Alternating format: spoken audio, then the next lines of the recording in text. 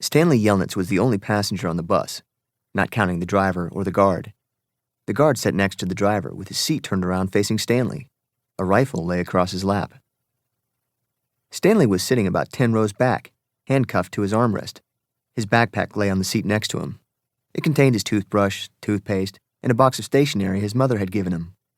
He promised to write to her at least once a week.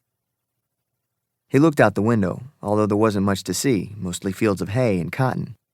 He was on a long bus ride to nowhere. The bus wasn't air-conditioned, and the hot, heavy air was almost as stifling as the handcuffs. Stanley and his parents had tried to pretend that he was just going away to camp for a while, just like rich kids do.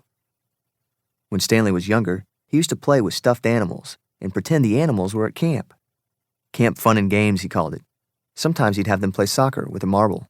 Other times they'd run an obstacle course or go bungee jumping off a table, tied to broken rubber bands. Now Stanley tried to pretend he was going to camp fun and games. Maybe he'd make some friends, he thought. At least he'd get to swim in the lake. He didn't have any friends at home.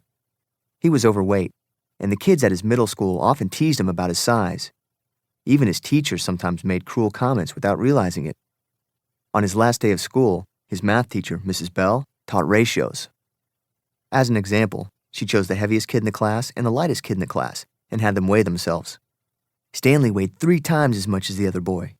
Mrs. Bell wrote the ratio on the board, 3-to-1, unaware of how much embarrassment she had caused both of them. Stanley was arrested later that day. He looked at the guard who sat slumped in his seat and wondered if he had fallen asleep. The guard was wearing sunglasses, so Stanley couldn't see his eyes.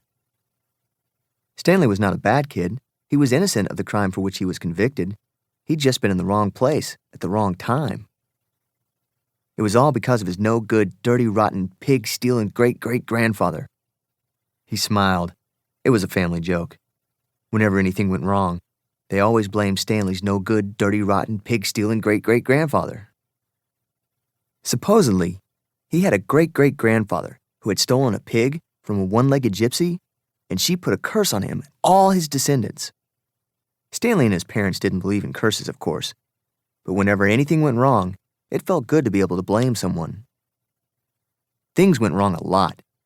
They always seemed to be in the wrong place at the wrong time. He looked out the window at the vast emptiness. He watched the rise and fall of a telephone wire. In his mind, he could hear his father's gruff voice softly singing to him. If only the woodpecker sighs, the bark on the tree was just a little bit softer, while the wolf waits below, hungry and lonely, he cries to the moon. If only. It was a song his father used to sing to him. The melody was sweet and sad, but Stanley's favorite part was when his father would howl the word moon. The bus hit a small bump, and the guard sat up, instantly alert. Stanley's father was an inventor. To be a successful inventor, you need 3 things: intelligence, perseverance, and just a little bit of luck. Stanley's father was smart and had a lot of perseverance.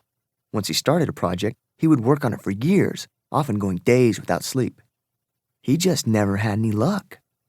Every time an experiment failed, Stanley could hear him cursing his dirty, rotten, pig-stealing great-grandfather. Stanley's father was also named Stanley Yelnats. Stanley's father's full name was Stanley Yelnats III. Our Stanley is Stanley Yelnats IV. Everyone in his family had always liked the fact that Stanley Yelnats was spelled the same frontward and backward, so they kept naming their son Stanley. Stanley was an only child, as was every other Stanley Yelnats before him. All of them had something else in common. Despite their awful luck, they always remained hopeful.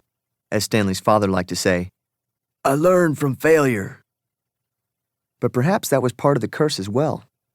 If Stanley and his father weren't always hopeful, then it wouldn't hurt so much every time their hopes were crushed. "Not every Stanley Yelnats has been a failure," Stanley's mother often pointed out, whenever Stanley or his father became so discouraged that they actually started to believe in the curse. The first Stanley Yelnats, Stanley's great-grandfather, had made a fortune in the stock market. He couldn't have been too unlucky.